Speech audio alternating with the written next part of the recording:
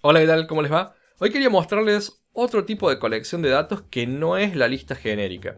Si bien tenemos otros que normalmente ustedes deben estar usando, como eCollection o eNumerable, que son más interfaces, digamos, cuando hablamos de tipo concreto, lo que comúnmente utilizamos es este tipo de lista genérica. Y esto lo usamos porque de alguna forma nos sirve, o digamos, no que nos sirve, sino de la forma en como nosotros normalmente implementamos nuestro código.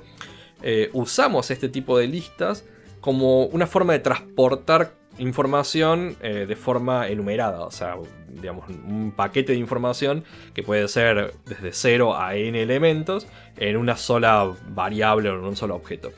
Y si vemos este código, básicamente es lo que nosotros solemos hacer normalmente. Yo lo voy a ejecutar acá y vamos a ver que dentro de la lista genérica que tenemos estamos agregando dos elementos, borrando uno de ellos, y al imprimirlo obviamente obtenemos el que quedó dentro de la lista. Pero ¿qué pasa si nosotros, por ejemplo, quisiéramos, como les decía al principio, tener un poco más de información, un poco más de contexto sobre lo que está pasando dentro de esta colección o dentro de esta lista? Y para esto hay un objeto, un elemento en C# que es bastante viejo, pero que normalmente no se utiliza tanto justamente por estas necesidades, o porque a veces no nos acordamos que está ahí, ya que terminamos implementando algún patrón de diseño que hace exactamente lo mismo cuando tenemos un elemento en C# que nos da las mismas posibilidades. Y de esto estoy hablando de un objeto que se llama Observable Collection, o un tipo que se llama Observable Collection, que hace las veces de colección, pero con un pequeño detalle. Para ver primero lo que hace, voy a agregar o modificar un poquito el código. Acá, lo primero que hice obviamente fue cambiar list por Observable Collection. Y estoy agregando dentro de colecciones el namespace que contiene este Observable Collection es Object Model. Entonces, si nosotros vemos este código y lo ejecutamos, deberíamos obtener básicamente el mismo resultado. O sea, esto quiere decir que hemos agregado dos elementos, borrado un elemento, impreso los elementos y funciona exactamente de la misma forma. Entonces la pregunta es, bueno, o sea, ¿por qué debería usar esto? ¿Cuál es el motivo de usar esto y no el elemento anterior que estoy acostumbrado a hacerlo? Y el secreto está en esta parte, ¿no? O sea, en el nombre que tenemos acá. Como les decía, hay patrones de diseño, hay un patrón de diseño que de alguna forma está referenciado o reflejado en este tipo de dato, que nos permite entender qué es exactamente lo que está pasando con esta colección de datos cuando estamos interactuando con ella. O sea, ¿qué quiere decir? Que si nosotros agregamos o removemos o modificamos información dentro de la lista, de alguna forma podemos estar mirando qué es lo que está pasando y actuar en consecuencia. O sea, podemos tomar eso que está pasando y disparar algún otro tipo de proceso para poder manipular un poco lo que está sucediendo dentro de nuestro código. Y esto es súper útil en el caso de justamente esto, ¿no? Que nosotros estamos agregando elementos a la colección o removiendo elementos a la colección, en el caso de este ejemplo, y quisiéramos hacer algo en base a eso. O sea, y no solamente que después de agregar algo, digamos, y ahora hacer algo y llamamos a una función, sino que la misma colección de datos sea lo suficientemente inteligente para poder hacer algo por nosotros. Así que el siguiente paso, una vez que lo tenemos definido, lo que tenemos que hacer es hacer referencia a un evento que nos provee la colección. En este caso se llama Collection Change. Hay otro más también que nos hace referencia a si una propiedad cambió, pero en este caso solamente vamos a usar este. Y yo voy a usar una expresión en la cual podemos event args, en la cual nosotros podemos asociar una expresión, en este caso lambda, que nos va a permitir decirle cada vez que haya algo o que esté pasando algo en los elementos de esta colección, vamos a llamar a esta función que tenemos acá. Y para comprobar esto vamos a ver si funciona. Console write line y vamos a decir cambió algo. No tengo acentos, así que lo vamos a dejar ahí. Y vamos a ejecutar de nuevo. Entonces, como vemos, dice cambió algo 3 veces porque en realidad agregamos un elemento, segunda vez agregamos un elemento, removimos un elemento. Entonces, claramente esta función está siendo llamada cada vez que algo está sucediendo con esta función, o sea, con esta colección.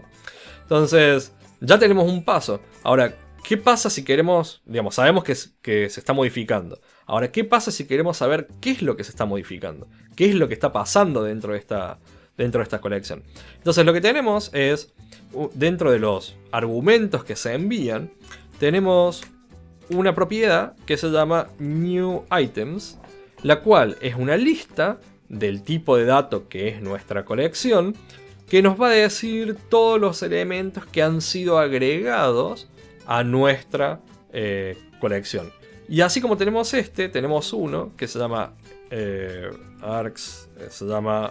Old Items, si no mal me acuerdo, no tengo IntelliSense, que nos dice todos aquellos que ya no existen dentro de la colección o que en este momento, al momento de llamarse, están siendo eliminados, podríamos llegar a decir. Así que si nosotros, por ejemplo, tenemos elementos acá, o sea, vamos a comprobar que no sean nulos, podemos decir, por cada uno de estos elementos, voy a copiar esto para no tener que escribirlo todo, por cada uno de estos elementos, console, writeLine, nuevo elemento, y le vamos a decir item, y tenemos ahí. Y podemos hacer exactamente lo mismo con el caso de all items. Si no es nulo, o sea, si tiene algo, vamos a copiar esta partecita que básicamente es la misma. Ups, se me movió esto. Ok, se movió ese. Bien, vamos a copiar esto, vamos a copiar esto acá. Y decimos viejo elemento. ¿Sí? Entonces, lo que tenemos es, verificamos si tenemos nuevos elementos, verificamos si tenemos viejos elementos, hacemos o recorremos los nuevos elementos y los imprimimos, viejo, y recorremos, hacemos lo mismo para los elementos viejos. Así que vamos a salvarlo, vamos a guardarlo, vamos a ver si funciona. Y lo que deberíamos tener, si no hay un error, dice nuevo elemento adicionado, lo vamos a poner acá, test1, o sea que es nuevo elemento test2, o test directamente, viejo elemento test, o sea porque es el que acabamos de remover, y obviamente la última impresión de los elementos que realmente están en la colección. Entonces, este tipo de colección es sumamente útil. Primero para, como les decía, hay un patrón de diseño que nos permite hacer exactamente lo mismo, pero que requiere que nosotros tengamos que escribirlo. En este caso, si tenemos que trabajar sobre una colección en particular de elementos que necesitamos este comportamiento y no queremos implementar ese patrón, lo tenemos acá disponible. Y al mismo tiempo, si no es simplemente por el patrón, si necesitamos hacer alguna funcionalidad en particular que requiera que en vez de tener que escribir tras cada adicionamiento o tras cada eliminación que llamemos a otra función, simplemente podemos hacerlo sobre esto y darle un poquito más de inteligencia a nuestra colección y bueno, nada, obtener tal vez un código un poco más interesante, ¿sí? Así que nuevamente, como siempre, gracias a los suscriptores, gracias, muchísimas gracias. Y como siempre digo, espero que les sirva, espero que les haya gustado y nos vemos en la próxima, ¿sí? ¡Chao!